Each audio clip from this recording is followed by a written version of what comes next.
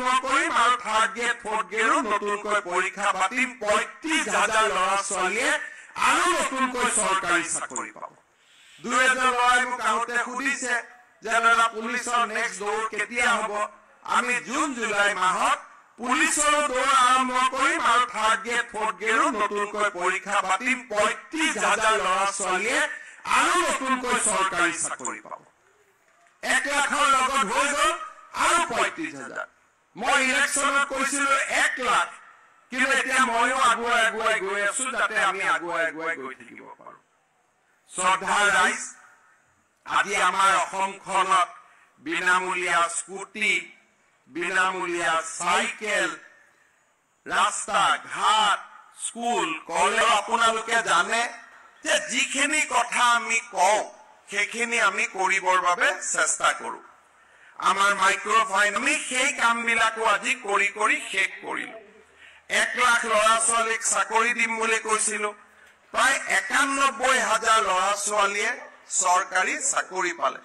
আজি আপোনালোকে চাওক যে অসমত এতিয়া চাকৰি পাবৰ কাৰণে কোনো ল'ৰা ছোৱালীয়ে টকা পইচাৰ ঘোষ দিব নালাগে।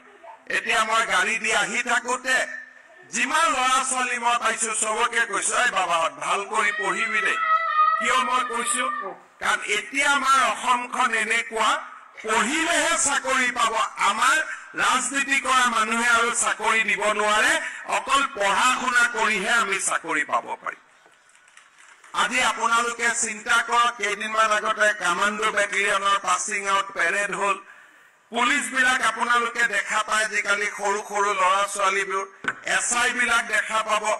গভৰ্ণমেণ্ট অফিচত গ'লে নতুন সৰু সৰু ল'ৰাবিলাকক আপোনালোকে কৰ্মচাৰী হিচাপে দেখা পাব।